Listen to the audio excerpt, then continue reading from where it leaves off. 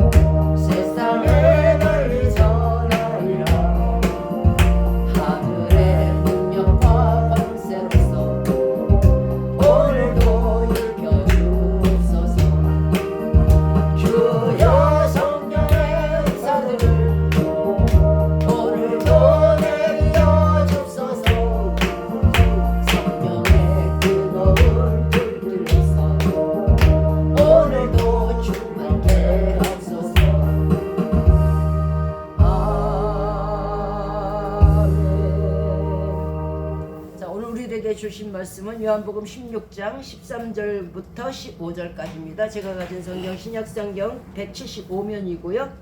요한복음 16장 13절부터 15절입니다. 찾으신 줄 알고 제가 먼저 요한복음 16장 13절을 읽도록 하겠습니다.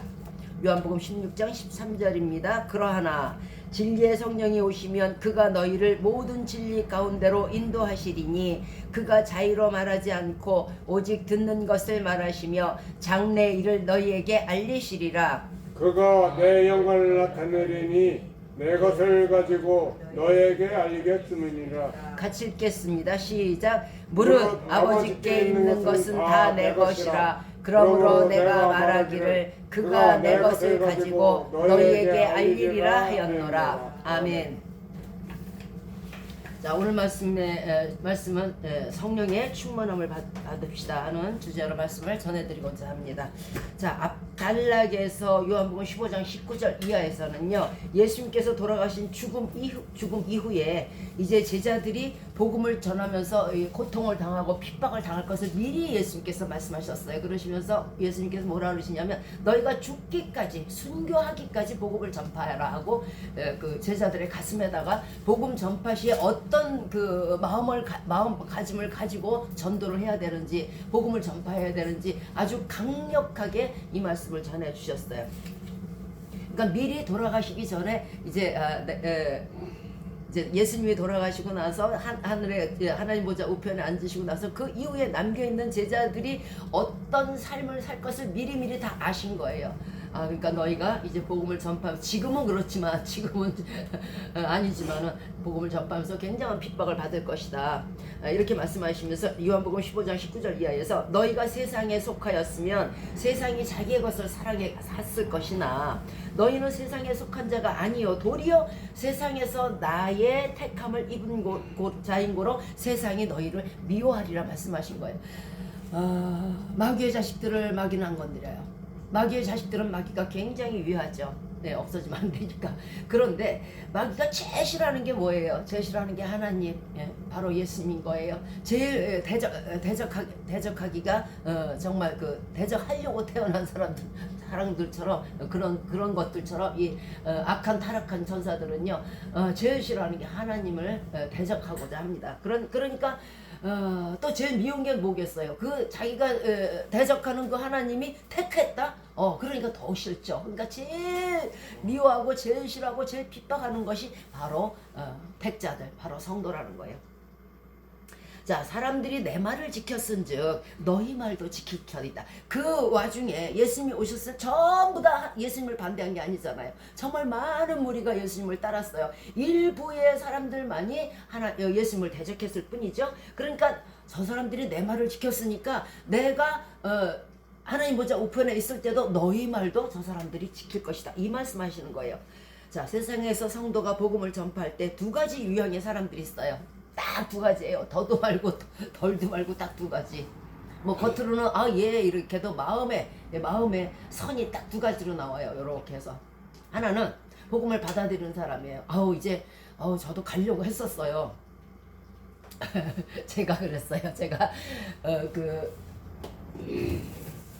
우리 그때는 집사님이셨는데 유 집사님이 저한테 이제 길거리에서 전도를 했어요. 그런데 참 신기하게 굉장히 권위가 있었어요. 그 말에.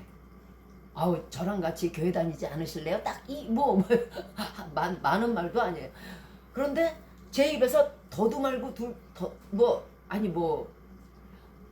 물어보지도 않고 아무것도 없이 네 했단 말이에요. 그냥 한마디로 네를 했어요. 그런데 참 신기해요. 딱 뒤돌아서 오는데 내가 왜 네를 했지? 나 미쳤나 봐. 이런 소리 나오는 거예요. 제가 한 게 아니에요. 성령께서 시키신 거예요. 그러니까 막 마음을 주장하시니까 나도 모르게 네 했어요. 그런데 그 동네에서 그래도 체면이 있지. 간다 그러놓고 안 갈 수 없잖아요. 그때서부터 이제 코가 낀 거죠. 그리고 또 한 부류의 사람들은요 절대로 안 받아들여요. 예, 아주 무슨 복음하고 왼수 가진 것도 아니고 자신을 구원해 준다는데, 자신에게 영생을 준다는데, 자신에게 천국을 준다는데, 그것도 아무 대가 없이 준다는데도 노하는 거예요. 이 두 가지 부류의 사람들이 있어요. 그렇다면 그러니까 이제 받아들이는 사람은 다행이겠지만 받아들이지 않은 사람은 그걸로 끝일까요? 저 사람이 내가 전도했는데 전도를 안 받아들이네. 싫다 그러네. 저 사람은 아마 정말 예수님 안 믿을 작정인가 보다. 이걸로 끝일까요? 그게 끝이 아니라는 거예요. 지금 이 순간에도 말씀을 통해서, 찬송을 통해서, 찬양을 통해서, 또는 무사람들의 그 중보기도를 통해서 많은 영혼들에게 지금 복음이 전파되고 있어요. 날은 날에게 말하고 밤은 밤에게 말하듯이 들리는 언어가 없고 보이지 않아도 다 전파가 되고 있는 상황이에요. 그런데 그것을 듣는 순간 누구에게든지 예수님 믿으세요. 누구에게든지 찬양 소리가 들리네. 어디서 찬송가가 들리네. 십자가가 보이네. 교회가 저기 있네. 이 상황에서 한 가지도 안 걸린 사람이 어디 있겠어요? 이것을 만약에 외면했다, 도외시했다 했을 때 문제가 크게 생긴다는 거예요. 그러니까 복음을 전파했을 때 받아들이지 않았을 때, 그것이 무형이든 유형이든, 요한복음 15장 22절 말씀이 임할 거예요. 뭐라고 이런 사람들에게 말씀하시냐면, 내가 와서 저희에게 말하지 아니하였다면, 예수 그리스도를 지금 온 세상 사람들이 다 알잖아요. 예수 그리스도의 복음이 여기 있잖아요. 예수 그리스도께서 이 복음을 말씀하시지 않았다면은 저희에게 죄가 없을 것이다. 왜? 애초에 예수님을 모르니까, 예수님의 말씀을 모르니까, 십자가를 모르니까, 찬송을 모르니까, 뭐 누가 기도하는 거 이런 거 모르니까, 예배당에 십자가가 안 보이니까 저희가 변명치 못할 거예요. 죄가 없었을 거예요. 그런데 지금은 그 죄를 결코 핑계할 수 없으리라. 많은 사람들에게 복음을 전파받고 많은 매체를 통해서 예수 그리스도를 접했을 때에 그것을 받아들이지 않았을 때는요, 그것이 죄라는 거예요. 그래서 죄 중에 가장 큰 죄는요, 예수 믿지 아니하는 죄예요. 아버지 입장에서 아비를 모르는 그런 자녀가 가장 악하지 않겠어요? 살인을 했든 뭐 강도를 했든 그래도 내 새끼는 내 새끼지만 자기 아버지를 무시하는 자는요, 그거는 아들로서 또는 자녀로서 도저히 용서할 수가 없는 거예요. 그러니까 우리가 복음을 전파해도 저들이 받아들이지 않았을 때 그게 그냥 끝나는 게 아니란 말이에요. 반드시 거기에는 대가가 있는데 그 대가는요, 그 죄예요. 마태복음 11장 22절에도 같은 말이 나와요. 내가 너희에게 이르노니 심판날에 두로와 시돈이 너희보다 견디기 쉬우리라. 두로의 결말이 뭘까요? 두로가 이렇게 상고 해변가에 있는 상고에 아주 무역을 해서요, 돈이 많고 아주 부유해요. 바닷가에 있으니까 막 무역도 하고 이래가지고 수출도 하고 수입도 하고 이래갖고 굉장히 부자예요. 자, 그러나 그 두로의 결말, 예수 그리스도를 부자든 말든 예수 그리스도를 받아들이지 않았을 때 두로의 결말은요, 아모스 1장 10절 말씀처럼 내가 두로성에 불을 보내리니 그 궁궐들을 다 살라버리리. 하나도 남지 않고 다 태워버린다는 거예요. 그 다음에 시돈, 두로와 시돈이라고 그랬죠. 시돈의 결말은 또 뭘까요? 시돈 사람들은요, 사사기 18장 7절에서 어떻게 표현했냐면 아주 한가하고 아주 여유롭고 아주 평안한 사람들이에요. 아주 물질이 있으니까 근심 걱정도 없고 뭐 건강이 있으니까 뭐 근심 걱정도 없고 뭐 잘 사니까 근심 걱정 편안한 사람들이에요. 그 정도로 성경에서 표현을 했어요. 그러나 그들은 예수 그리스도를 받아들이지 않은 상황에서 예수 그리스도와 대적이 되는 그 상황에서는요, 이사야서 23장 4절 말씀처럼 첫째는 부끄러움을 당하게 될 것이고 두 번째는 수치와 수욕을 당하게 될 것이고 이사야서 23장 12절에는요, 내게 다시는 희락이 없다, 기쁨이 없다, 즐거움도 없다, 너희가 어디를 가도 평안을 얻지 못한다. 이제 그들에게 있던 두로와 시돈에게 있던 모든 것들이 다 말라버리고 다 뺏겨버리고 다 불타버리는 거예요. 복음을 받아들였지 않았을 때에 차라리 안 들었으면 모르려니와 안 봤으면 모르려니와 굉장한 무서운 결말이 도래하게 돼 있어요. 그러니까 복음을 전파하는 사람들에게 난 안 믿어요. 저 사람이나 전파하세요. 좀 이따 갈게요. 안 간다는 소리지. 이런 식으로 말을 했을 때 사람이요, 말 한마디로 죽고 살아요. 굉장히 큰 여파가 계속적으로 올 거예요. 즉 우리가 여기에서 바다에다 돌을 하나 던졌을 때에 그것이 가라앉는 게 아니잖아요. 그 물결이 어디까지 가요? 온 세계로 가요. 온 세계로. 물결이 가다가 멈춰요? 밑에서부터 계속적으로 그 물결이 움직이게 돼 있어요. 그렇게 우리들의 한마디 한마디 생각을 잘하고 말씀을 하셔야 되는 거예요. 그래서 예수 그리스도를 전파했을 때 복음을 받아들이지 않은 사람들의 그 결말은요, 두로와 시돈처럼 정말 그날의 수치와 수욕을 당하고요, 가지고 있다는 것, 그거 다 하나님께서 걷어가시게 돼요. 있을 때 살아야 되고요, 건강은 건강할 때 지켜야 되고요, 남편과 아내는 살아있을 때 사랑해야 되는 거예요.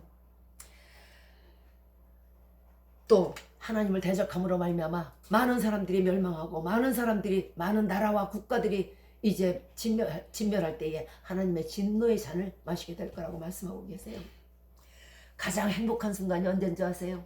가장 인간으로서 복된 순간이 언제인지 아세요? 인간으로서 최상의 정말 하늘나라의 로또가 뭔지 아세요? 어떤 사람이 나에게 예수 믿으세요 했을 때예요. 그 순간 그 몇 초의 사이가 지나고 나면요, 드레가 팔자라고 하시죠. 팔자가 바뀌어버리는 거예요. 천국으로 가든 지옥으로 가든.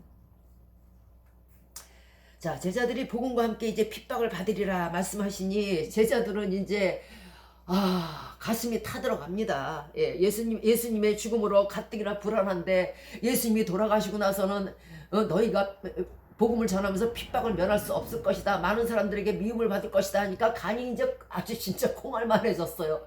불안에 떨기 시작합니다. 어떡하지? 예수님은 왜 하필 죽는다고 그러는 거야? 아니 돌아가시지 않으면 안 될까? 오만 가지 생각이 다 들 거예요. 주님은 오늘 본문 3절에서 말씀하십니다. 그러하나 진리의 성령이 오시면 그가 너희를 모든 진리 예수 그리스도의 그 말씀 가운데로 인도하시리니 그가 자유로 본인의 스스로 본인의 생각대로 본인의 권리로 말하지 아니하고 오직 들은 것을 말하시며 장래일을 너희에게 말하라. 들은 것이라는 건 하나님과 예수님을 통해서 들은 것을 말씀하시고 또 장래일까지 말씀하신다는 거예요. 자, 예수님께서 하나님의 뜻대로 행동하신 같이 또 성령님 역시 성부 하나님과 성자 예수님의 뜻대로 말씀을 하신다는 거예요. 그러므로 성삼일체 성부와 성자와 성령은 성삼일체 하나라는 것이죠. 마태복음 28장 19절에서 너희는 가서 모든 백성으로 제자를 삼아 아버지와 아들과 성령의 이름으로 세례를 주라. 자, 여기에서 아버지의 이름으로가 아닌 예수 그리스도의 이름만으로가 아닌 성령의 이름만으로가 아닌 아버지와 아들과 성령의 이름으로 했기 때문에 세례를 주라고 했기 때문에 이 성삼위일체의 성과 성자와 성령은 바로 여기에서 이루어진 거예요. 자, 오늘 말씀의 주제가 성령의 충만함을 받읍시다 하는 주제로 말씀을 전해드린다고 했어요. 자, 왜 성령의 충만함을 받아야 하는가? 우리가 성령을 받지 않으면요 진리를 깨달을 수가 없어요. 성경을 읽기는 읽어요. 찬송을 하기는 해요. 하얀 거는 종이고 까만 거 글씨예요. 제가 그랬으니까 잘 알아요. 성령을 받지 않으면 안 들리고 안 보여요. 깨달을 수가 없어요. 그리고 인내의 믿음도 없어요. 조금만 견디다가 바로 넘어져요. 몇 번 교회 가고요. 그 다음 안 가요. 또 늘 넘어지고 다시 일어날 수 있는 힘이 없어요. 성령께서 붙들어 주셔야만 일어나는 거예요. 인간은요. 주의 일을 해도요. 마음은 어디가 있냐면요. 콩밭에가 있어요. 세상적인 이익만 탐하게 돼요. 이게 성령 없는 사람들의 특징이에요. 그리고 자기 살 궁리만 해요. 어떻게 하면 내가 편안한가? 어떻게 하면 내가 살까? 어떻게 하면 내가 죽지 않을까? 어떻게 하면 내가 안전히 거할 수 있을까? 하나님의 영광엔 관심이 없어요. 보세요. 오늘 요한복음 16장 12절에서 나중에 한번 읽어보시기 바라요. 내가 아직도 너희에게 이를 것이 많으나 지금은 너희가 감당하지 못하리라 말씀하셨어요. 왜 이 말씀을 제자들에게 했을까요? 이 말씀은요. 제자들의 영적 수준이 안 돼. 성령을 안 받아갖고 영적 수준이 안 돼갖고 하나님의 말씀을 깨달을 수가 없다는 거예요. 그러니까 너희가 지금 내가 아무리 예수님의 말씀을 하셔도 너희가 그게 감당이 안 된다는 거예요. 이제 감당이 안 되는 일들이 줄줄줄 나오기 시작합니다. 그 증거로 벌써 제자들은 예수님의 죽음이 예고되자마자 불안과 두려움과 초조와 온갖 아주 그냥 악한 마음의 속에서 이제 자리 잡고 있어요.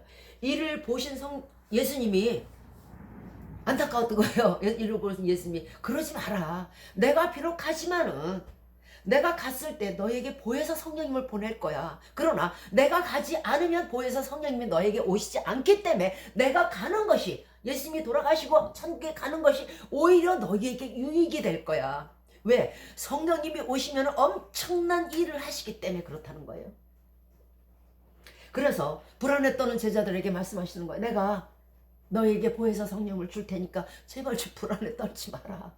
그분이 오시면 진짜 모든 너희가 지금은 감당할 수 없는 진리를 알 수도 없고 깨달을 수 없는 그 상황을 다 진리 가운데로 온전한 진리 가운데로 인도하셔서 너희의 눈이 밝아지게 하시고 너희가 지금은 귀가 있어도 듣지 못하고 눈이 있어도 보지 못하잖아. 그런데 그때가 되면 성령께서 역사하시면 너희 눈이 밝아서 다 보게 될 것이고 너희 귀가 다 들리게 될 거야. 그러니까 내가 간다고 너희가 핍박받는다고 너무 불안하지 마라. 이렇게 말씀하셨어.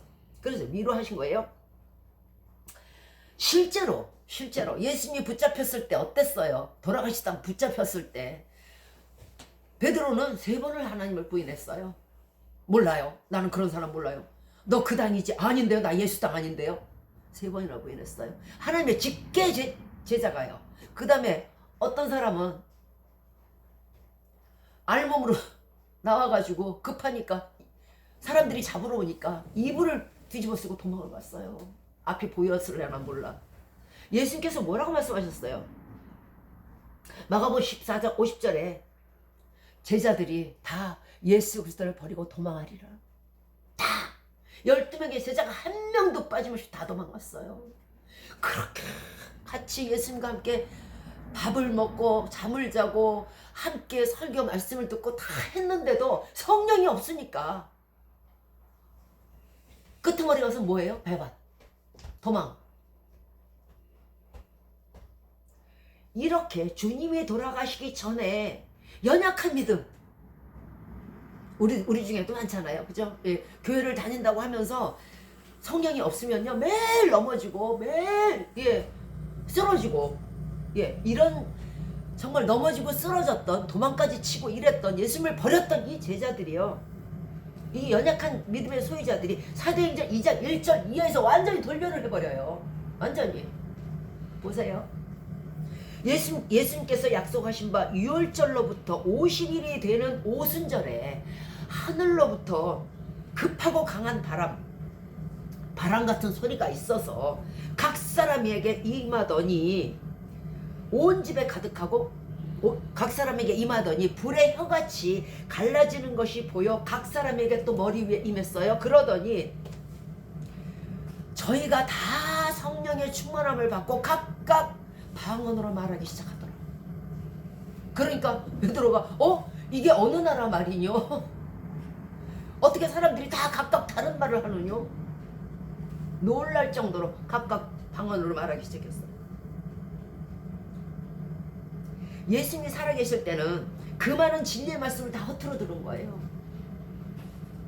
아주 살아서 앉아 계셔서 직접 대놓고 1대1로 가르쳐도 안 들은 거예요. 그런데 오순절 성령 강림 체험을 한 후에 제자들은요 어떻게 변했을까요? 예수님을 버리고 도망갔던 제자들이 오순절 성령 강림 후에 그 제자들이 어떻게 변했을까요? 베드로는요 로마에서 순교 당시에 감히 내가 십자가에 어떻게 똑같이 예수님처럼 이렇게 버젓이 달려 죽겠느냐, 내가 감히 예수님처럼 감히 이렇게 못 죽는다, 나 거꾸로 달아달라. 거꾸로 달려 죽었어요. 야고보는요 헤롯 왕이 직접 칼로 처형을 시켜버렸어요. 그 도망갔던 제자들이, 예수님을 부인했던 제자들이, 맨몸으로 도망치던 제자들이, 그때 그 제자들 맞아요. 요한은요 밤모섬에 유배됐고요, 필립도 초기 제자 중 한 사람이었는데 나중에 돌에 맞아 죽었다는 설이 있어요. 바돌로메오도요 일명 나다나엘이라고 그러는데 복음을 전하다가 살아있는 채로 가죽이 쫙쫙 벗겨져서 죽었어요. 상상할 수가 없는 상황이에요. 도마야, 잘 아시죠? 불신의 도마.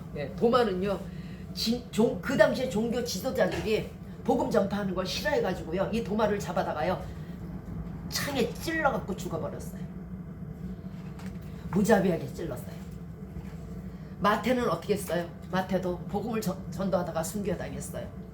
야고보는요 메소포타미아에서 복음 위에 돌이나 창에 뚫려 죽었고요. 안드레는요 십자가를 또 거꾸로도 아니야, 나는 이렇게 예수님처럼 이렇게 못 죽겠어, 또 거꾸로도 아니야, 나 아주 강하게 잔인하게 아주 정말 무섭도록 X자로 죽을게. X자로. 이분이 그 스코틀랜드에도 전도를 했어요. 그래서 스코틀랜드에서는요 이 사람을 지금도 수호성인의 한 사람으로 생각을 해요. 그래서 스코틀랜드 국기가 어떤지 아세요? 청색 바탕이에요. 청색 바탕에 하얀 십자가가 X자로 되어 있어요. 이렇게 자기 살겠다고 도망갔던 사람들, 예수님을 부인했던 사람들, 그렇게 사랑했던 예수님을 다 버리고 도망갔던 이 제자들이 성령을 받은 후에, 성령 강림 후에 이렇게 변했어요. 지금 연약한 믿음을 갖고 있다면 한 번쯤은 생각해 봐야 돼요. 왜 내가 나도 베드로가, 예전에 부인하던 베드로가 될 거야. 만약에 내 앞에 너 예수 믿지 마, 너 복음 전파하지 마 하고 창을 들이대고 칼을 들이댔을 때, 너 가죽 벗겨버릴 거야 했을 때 어떨 건지 상상이 가시죠? 본인 자기 자신에게 자신이 지금 물어보신다면 나는 못할 것 같아. 어머 무서워. 그렇다면 초기에 예수님의 제자의 입장이에요. 얼마든지 천번 만번 예수님을 부인하고 예수님을 버릴 수 있는 입장이에요. 그렇다면 내게 그 성령 받은 후에 제자들처럼 그렇게 변한 마음이 없다면 결과적으로 뭐가 되겠어요? 성령을 받지 못했다는 뜻이 돼요. 쉽죠. 아무리 예수를 믿고 아무리 예수 그리스도 이름으로 일을 하고 뭐를 해도 내게 초기 제자의 모습이라면 성령이 없다는 거예요. 그러나 그 후기에 제자들의 모습, 정말 십자가 X자 거꾸로 달렸던 그 제자들의 심정이 내게 있다면 그 사람은 지금 성령 받은 사람이에요. 성령은 이렇게 논하는 것이지 무엇을 잘한다고 무엇을 일을 한다고 논하는 게 아니에요. 그 마음속에 성령이 있느냐 없느냐는요, 목숨까지 내놓을 수 있느냐, 죽기까지 순종할 수 있느냐, 그거의 판가름이 성령이에요. 이처럼 성령 받기 전과 성령 받은 후에 제자들의 삶은요 180도로 변해버렸어요. 이것은 우리도 성령을 받지 못하면요 그저 안일함, 편안함, 조금치의 고생도 용납하지 않아. 저 사람이 집 하나의 복을 두 개의 복을 받았는데 나는 하나만 줬어? 왜 예수님 나는 하나 줘요? 저 사람 두 개 주고. 이따위 소리 나와요. 그저 안전만 추구하게 돼요. 그리고 예수님의 진정한 말씀의 진리를 깨닫지를 못해요.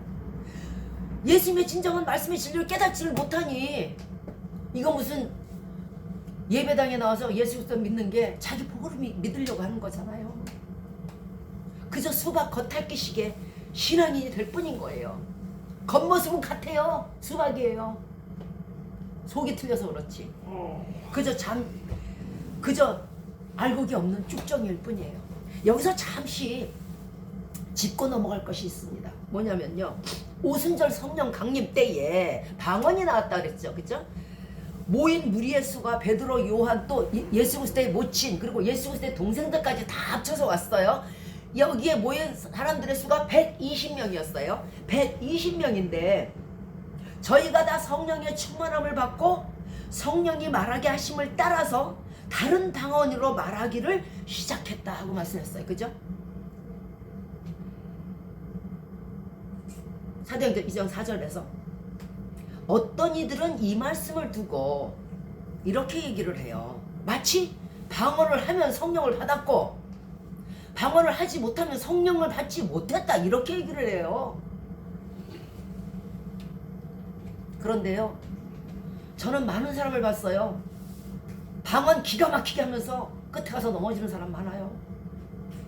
실제로 넘어지는 사람 많아요. 사람을 가르치고 번듯한 데서 번듯하게 하나님 일 하다가 확실하게 엎부러지는 거 봤어요. 방언한다고 성령님 계신 게 아니에요. 그 성령의 일부일 뿐인 거예요. 또 마가복음 16장 17절에서 이렇게 말합니다. 믿는 자들에게는 이런 표적이 따르리니 곧 저희가 귀신을 쫓아내며 새 방언을 말하며, 이 말씀을 가지고 또 방언을 받아야 성령을 받은 것이다, 마치 방언을 받지 못하면 천국 못 가는 것처럼 얘기한단 말이에요. 그러나 고린도전서 12장 28절에서 하나님이 교회 중에 몇몇을 세우시리니 첫째는 사도요, 두 번째는 선지자요, 셋째는 교사요, 그 다음엔 다스리는 것과 그 다음은 병 고치는 은사와 또 서로 돕는 것과 또 각종 방언을 하는 것이니 이렇게 말씀하세요. 자, 방언이라는 것은 교회의 덕을 세우는 데 있어서 성령의 인도의 방법의 하나일 뿐이지 방언 자체가 성령 자체가 아니란 말이에요. 아멘. 고린도서 12 정말 사람들이 이걸 많이 오해를 해요. 고린도전서 12장 4절 이하의 은사는 여러 가지나 은사 많아요. 무슨 은사? 예수 그리스도의 안에 있는 은사. 그것을 누가 가져와요? 성령님이 가져오신다 했죠. 성령님이 갖고 와서 각 자신의 뜻대로 각 사람에게 나눠준다 했잖아요. 그러면 은사는 여러 가지예요. 예수 그리스도에게 받은 은사, 저 성령께서 받은 은사가 여러 가지예요. 그런데 성령은 같아요. 은사는 많아요. 방언 아니고도 많아요. 다스리는 것도 있고 섬기는 것도 있고 봉사도 있고 헌신도 있고 예물도 있고 많아요. 방언 자체가 그거 자체 하나뿐이 아니에요. 각 사람에게 성령의 나타나심을 주심은 우리들에게 유익하게 하려고 하는 거예요. 방언만 해요? 통역도 있어요. 방언하는 사람은 자기가 무슨 말 하는지 몰라요. 자, 어떤 이에게는 성령으로 말미암아 지혜의 말씀을, 어떤 이에게는 지식의 말씀을, 이것도 은사란 얘기죠. 또 어떤 이에게는 병 고치는 은사를, 신의 은사를 주셨어요. 어떤 이에게는 능력을 행함을, 또 어떤 이에게는 예언의 은사를 주신 거예요. 또 어떤 이에게는 영들을 분별하는 거예요. 아, 마귀의 영이다. 겉으로는 아주 그 밀가루를 입었지만은 속에는 늑대나 일이다. 또 어떤 이에게는 각종 방언을 말함을, 어떤 이에게는 방언 통역함을 주시나니 이 모든 일은 한 성령께서 그 안에 뭐 교사가 되고 뭐 선지자가 되고 이런 모든 은사들이 한 성령께서 그 뜻대로 각 사람에게 나눠주신 것뿐이에요. 그러므로 방언 하나가 성령 자체를 대표하는 게 아니란 말이에요. 몸은 하나인데 우리에게도 많은 지체가 있어요. 그죠? 눈도 있고 코도 있고 입도 있고 손가락도 있고 발가락도 있고 다리도 있고 많잖아요. 머리카락도 있고. 눈이 있다 그래서 그 사람 전체가 아니잖아요. 손가락이 있다 그래서 그 사람 전체가 아닌 거예요. 이 모든 지체가 이루어져서 성령이 되신 것이지, 성령 안에 있는 것이지, 그 하나를 가지고 성령이라고 착각하시면 안 돼요. 말씀을 주셨다고, 아 내게 지혜를 주셨다고, 아 내게 신의 은사를 주셨네, 내가 방언을 하네, 어머 내가 방언을 통역하네, 이랬다고 그것 자체가 성령을 대표하는 게 아니란 말이에요. 모든 것은 그리스도의 지체가 이루어지는 데 필요하기 때문에 성령께서 각 사람에게 나눠준 은사 중에 하나일 뿐이에요. 이 당시에 오순절 성령 강림 때에 필요했기 때문에 그 당시에 방언을 은사를 주신 것이지, 만약에 다른 것이 필요했다면 그 당시에 신의 은사도 주셨을 것이고 다른 은사도 주셨을 거예요. 그 당시에 필요했던 게 방언의 은사였던 거예요. 그렇다면 성령을 받았는지 안 받았는지 어떻게 할까요? 성령을 받는 것은요, 성령 받은 건요 절대 숨길 수가 없어요. 사람이 재채기와 뭐 사랑하는 거는 숨길 수 없다 그러는데요, 성령 받은 거는요 절대 숨겨지지 않아요. 너도 알고 나도 알고 다른 사람도 알아요. 그것은요 갈라디아서 5장 22절 말씀처럼 성령의 열매가 뭐라고요? 사랑과 희락과 화평과 인내와 오래 참과 자비와 창선, 양선, 충성, 온유, 절제라고 말씀하셨잖아요. 이런 진정한 성령을 받은 자의 특징은요, 온유한 사람은 우리가 어찌 못 알아보겠어요.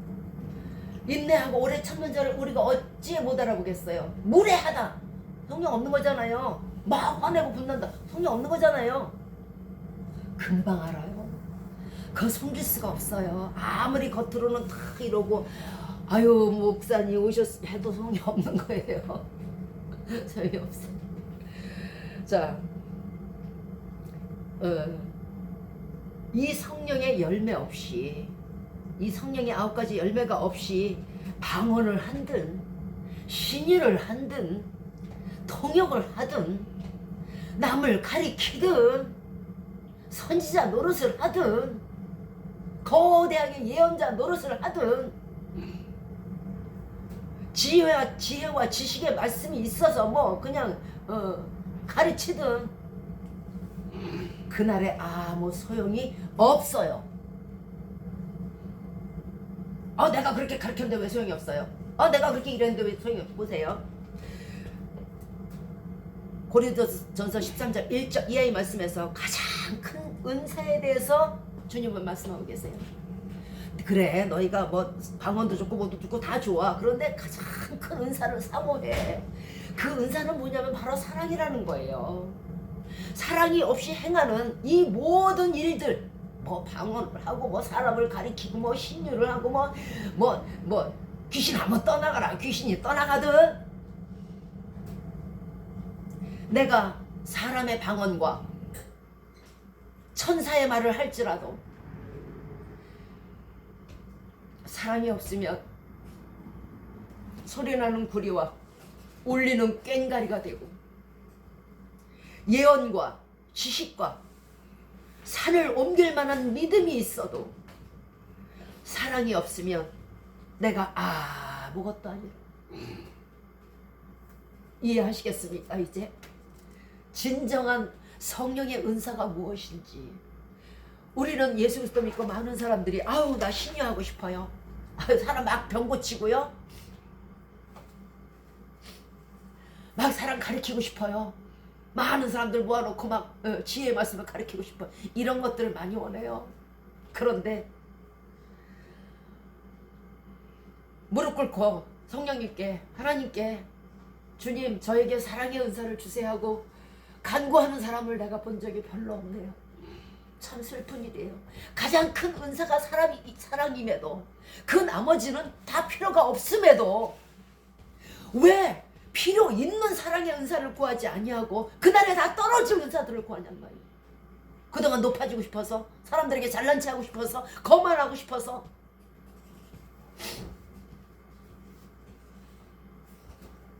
보세요. 고린도전서 13장 8절 말씀에 정확하게 말씀을 하셨어요. 사랑은 언제까지든지 떨어지지 않아. 그러나 예언도 패하고 방언도 그치고 지식도 패하리라. 우리가 천국을 가는 것은요, 사랑으로 가는 거예요. 나머지 은사로 가는 게 아니란 말이에요. 천국 가서 신유 은사 하실래요? 누구를 고칠 건데요? 천국에 가서 방언하실 거예요? 누구에게요? 천국에서 가르치실 거예요? 누구 뭐 천사 모아놓고? 다 패해요. 은사는 다 패하는 거예요. 그러나 진정한 은사, 가장 큰 은사, 믿음, 소망, 사랑 중에 그 중에 제일은 사랑이라. 이 은사만큼 떨어지지 않아요. 하나님을 사랑하고 내 이웃을 내 몸과 같이 사랑하는 이 은사는 떨어지지 않는 거예요. 그러므로 우리가 천국 가는 것은 은사로 가는 게 아니에요. 방언으로 가는 게 아니란 말이에요.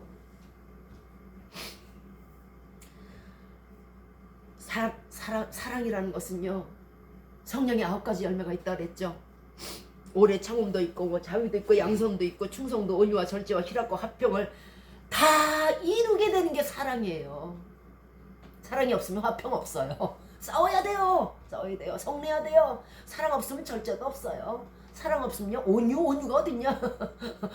우선 머리채부터 잡지. 예. 사랑 없으면요, 오래 참지 못해요.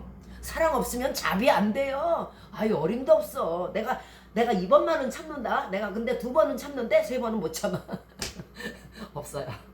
사랑이 없으면요, 착함이 어딨어요. 착함이. 에이, 쟤도 저렇게 사는데 내가 그동안 착한 것만 손해봤네. 사랑이 없으면요, 충성, 예수님께 대한 충성 다 도망가잖아요. 제자들이 도망가잖아요. 예수님께 대한 사랑이 없으니까 도망가는 거잖아요.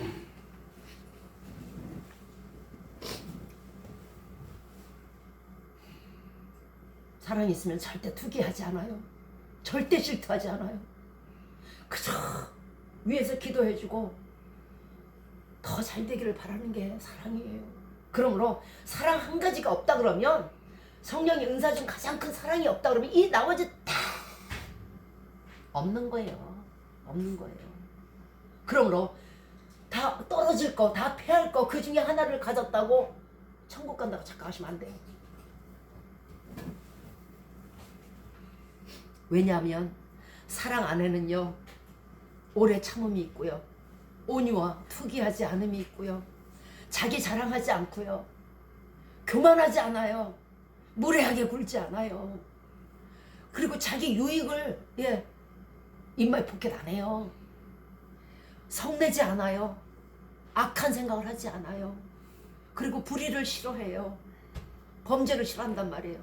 진리를, 예수님을 기뻐하고요, 모든 것을 참으며 모든 것을 믿으며 모든 것을 바라며 모든 것을 견디는 게 사랑이에요. 그러므로 충성도 사랑이 있어야 견딜 거 아니에요. 사랑이 없으면 성령의 열매는 완성이 안 돼요. 그래서 고린도전서 12장 31절 말씀에 너희는 더 큰 은사를 사모하라. 내가 제일 좋은 길을 보이리라. 이렇게 말씀하시면서 사랑에 대해서 말씀하신 거예요. 그 중에 제일은 사랑이라. 성령 받은 자의 특징 중 가장 큰 것, 방언이나 이런 거 아니에요. 여러분들 앞으로도 많은 사람들을 만날 거예요. 아우 나는 방언 받아가지고, 아우 어제 뭐 몇 시간 기도했잖아, 아우 내가 신의 연세를 받았잖아요 목사님, 내가요 손을 딱 얹고 마귀야 나가라니까 어우 그 여자가 살아났더니. 많은 사람들이 이렇게 얘기할 거예요. 동요하지 마시기 바래요. 그에게 사랑이 없다면 그거 다 소용없는 거예요. 그에게 사랑이 없다면 그저 쓰임받는 하나의 곡괭이에 불과하고 도구에 불과할 뿐이에요. 천국 갈 때 곡괭이 가져가요. 방언을 하고도, 남을 가르치고도, 지식이 풍부해도, 신의 은사를 가졌어도 이것이 전부라고 생각하며 속으로 내가 아브라함의 자식이라 나는 구원받았다고 생각하지 마세요. 절대로. 성령에 있는 자는요, 넘어져도 성령의 열매가 있는 자는요 절대 넘어지지 않아요. 성령의 은사가 있는 자가 넘어지는 건 비일비재예요. 그러므로 성령의 은사가 있는 자는 넘어져도요, 성령의 열매가 있는 자는 넘어지지 않아요. 성령의 은사를 자랑하고 성령의 은사를 마치 자기의 것으로 착각하고 오인하고 사람들 앞에서 거만하는 것은요, 영으로 시작했다가 육으로 마치는 사람들이에요. 성령의 영으로 시작했다가 자기 자랑이 육으로 마치는 거잖아요. 그러나 성령의 열매를 맺는 자는요, 영으로 시작했다가 영으로 사니 부활하는 거예요. 그러므로 성령께서 영으로 주신 은사는요, 끝까지 잘 매듭을 지어서 사랑으로 끈을 메어서 그 은사가 떨어지지 않도록 열매를 맺으시기 바래요. 자, 오늘 말씀의 주제로 돌아가 보겠습니다. 우리가 성령을 받아야 하는 이유는요, 본문 14절에서 나와요. 그가, 성령님이 내 영광을 나타내리니 내 것을 가지고 너희에게 알리겠습니다. 이 뜻은 우리가 성령을 받아야만 예수 그리스도의 말씀을 통한 은혜와 충만한 진리를 알 수 있다는 것이에요. 성령을 받지 않은 상황에서는요, 그가 말씀을 전파하든 찬송을 하든 찬양을 하든 진정한 구원의 은혜를 알지 못해요. 이것을 알게 하시는 게 누구? 바로 성령님이라는 거예요. 그러므로 성령님이 없으면 다 무용지물이 되는 것이에요. 흰 것은 종이죠. 자, 본문 15절에서 무릇 아버지에게 있는 것은 다 내 것이라. 그러므로 내가 말하기를 그가 내 것을 가지고 너희에게 알리리라. 이렇게 말씀하셨어요. 성령의 인도하심은 없으면요, 예수님 알지 못해요. 예수님을 알지 못하면 하나님의 큰 뜻을 또한 알 수가 없어요. 그죠? 잘 먹고 잘 살면 그게 땡인 줄 알죠. 즉 성령님은 예수님이 떠나시고 제자들은 성령을 받게 하고 제자들을 가르치고, 남은 제자들을 가르치고 성령님이 오셔서 또 인도하시며 그들의 복음을 땅끝까지 전파할 수 있도록 도와주시고 인도하시는 분이 바로 성령님의 사역이에요. 그리고 궁극적으로 온 유대와 사마리아를 다니면서 성부와 성자와 성령의 이름으로 세례를 주도록 하기 위해서 오신 것이 성령의 사역인 거예요. 자, 성령을 받아야 하는 이유는 첫 번째는 평안을 주시기 때문에 그래요. 평안을 너희에게 끼치노니 나의 평안을 너희에게 주노라. 내가 주는 평안은 세상이 주는 것 같지 아니하니 너희는 마음에 근심하지 말고 두려워하지 말라. 아까 뭐라 그랬어요? 제자들이 근심하고 두려워했다 그랬잖아요. 이 세상에서 가장 곤고한 사람이 누구냐면요, 성령 받지 못한 사람이에요. 그리고 두 번째는 받았으나 잃어버린 사람이에요. 이 성령이 없으면요, 아까 그랬죠? 그 제자들이 예수님이 돌아가신데 어머 어떡하면 좋아.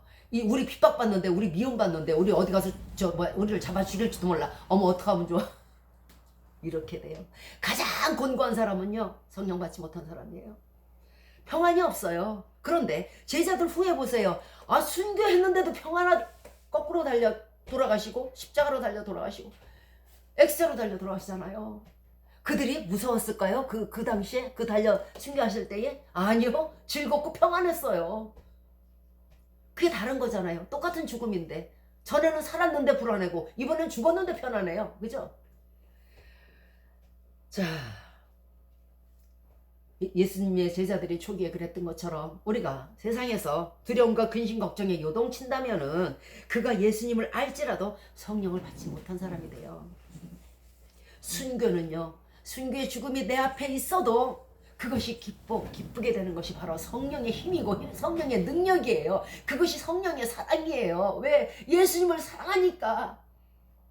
나는 십자가에 바로 못 죽겠다는 거잖아요. 참된 평안이 뭔지 아세요? 우리는 자꾸 참된 평안만을 추구하잖아요. 참된 평안은요, 평안에서 평안으로 오는 게 아니에요.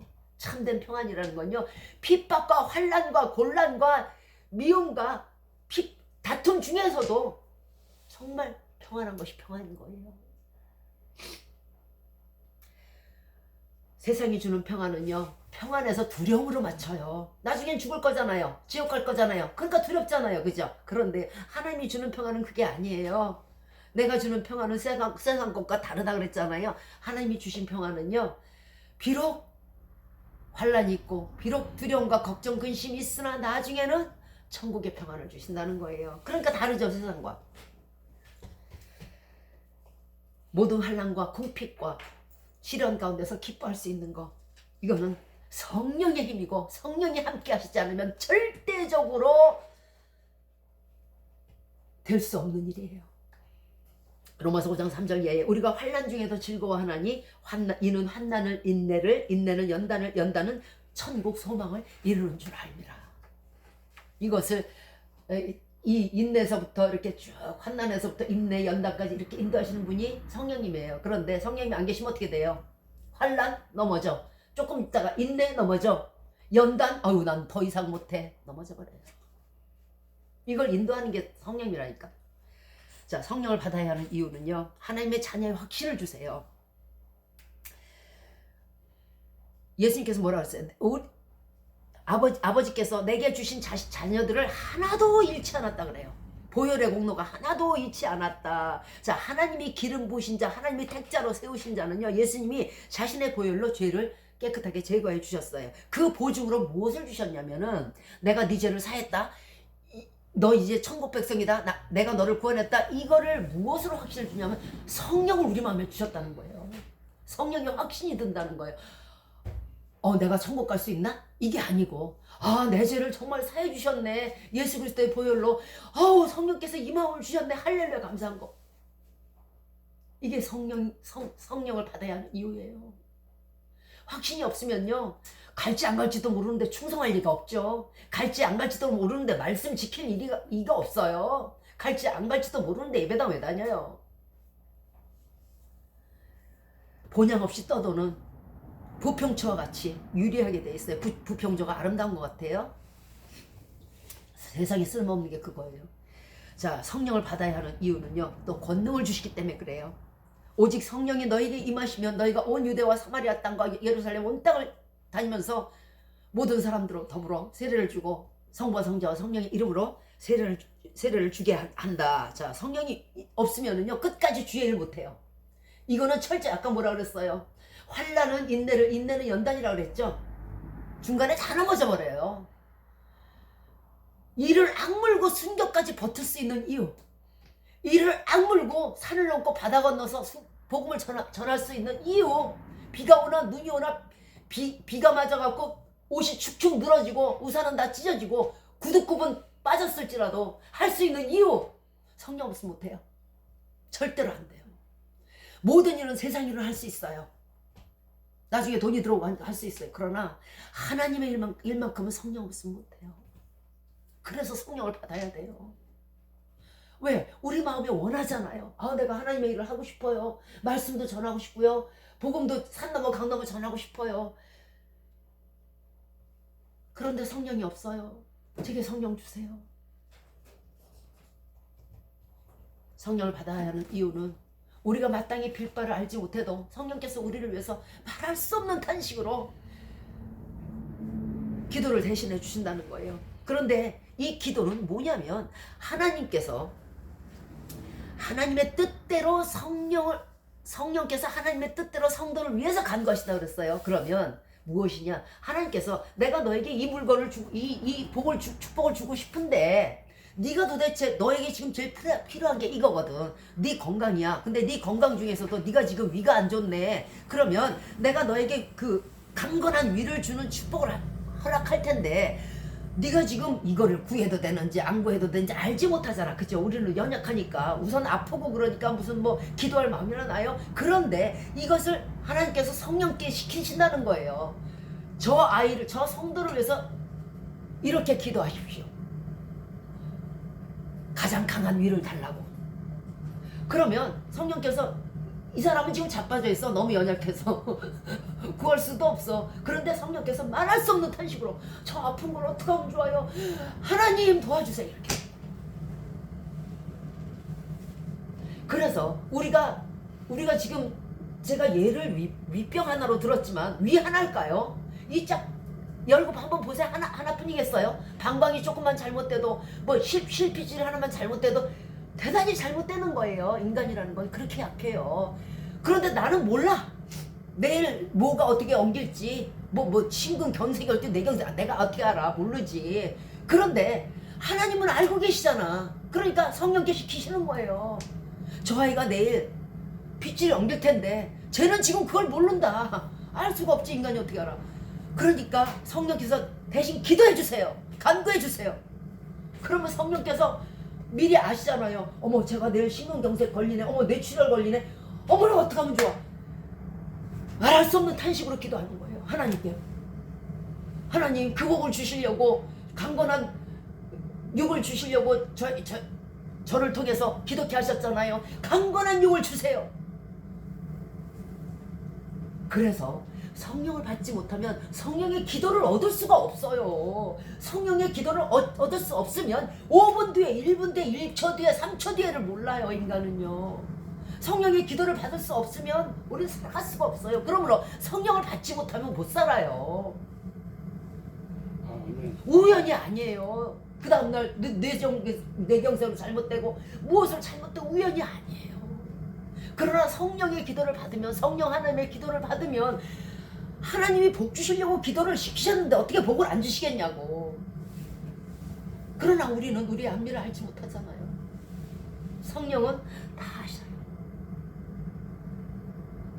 성령을 받아야 하는 이유가 바로 생명을 부여하시고 영생을 부여하시기 때문에 그래요. 그러므로 예수 안에 있는 자에게는 결코 정죄함이 없나니 이는 그리스도의 예수 안에 있는 생명의 성령의 법이 죄와 사망의 법에서 너를 해방했다.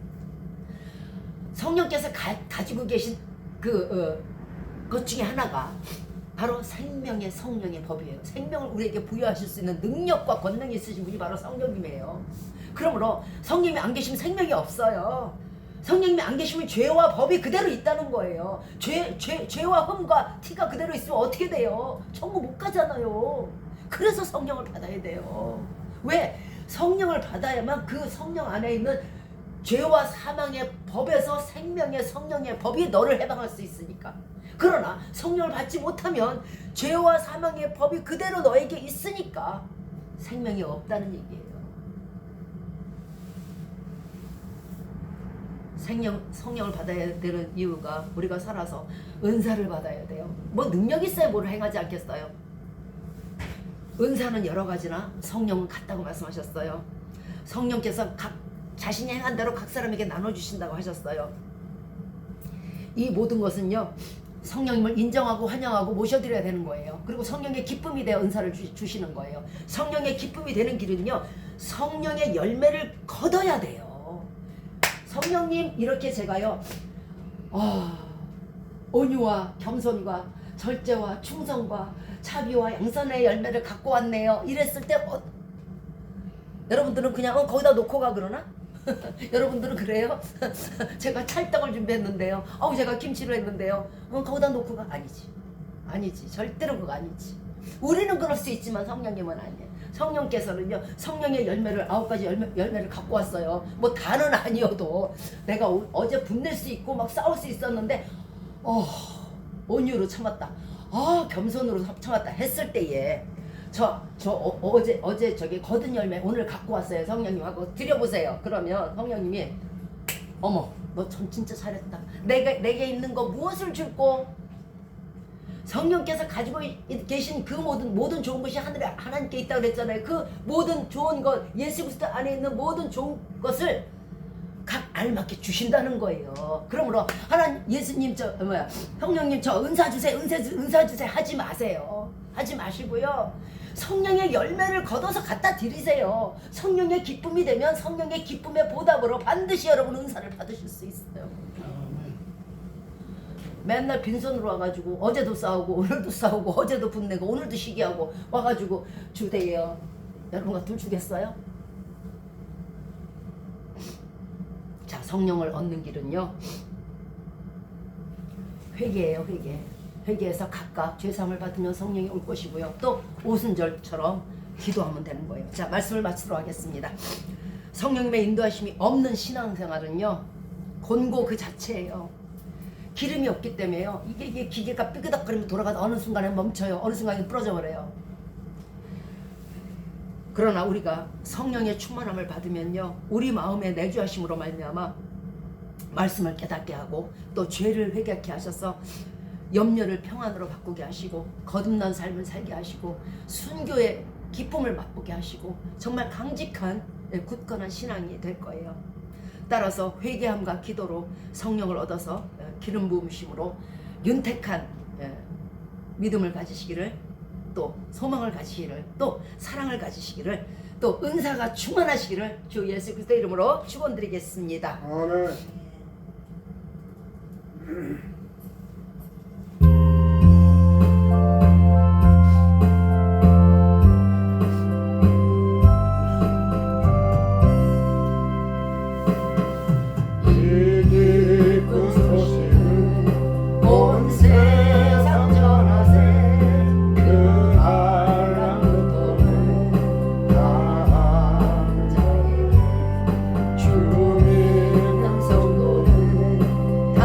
주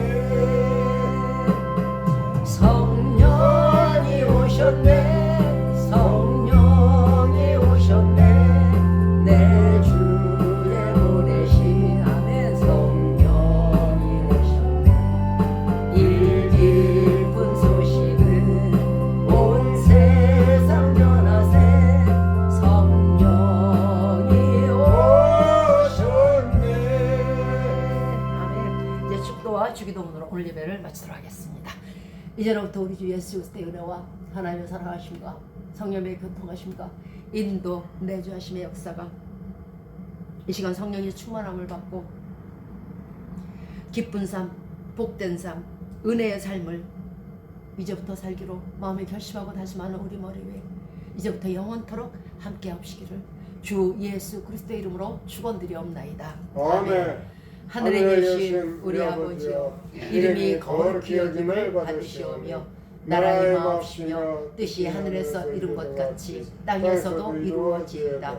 오늘날 우리에게 일용할 양식을 주옵시고 우리가 우리에게 죄 지은 자를 사하여 준 것 같이 우리의 죄를 사하여 주옵시고 우리를 시험에 들게 하지 마옵시고 다만 악에서 구하옵소서. 대개 나라와 권세와 영광이 아버지께 영원히 있사옵나이다. 아멘.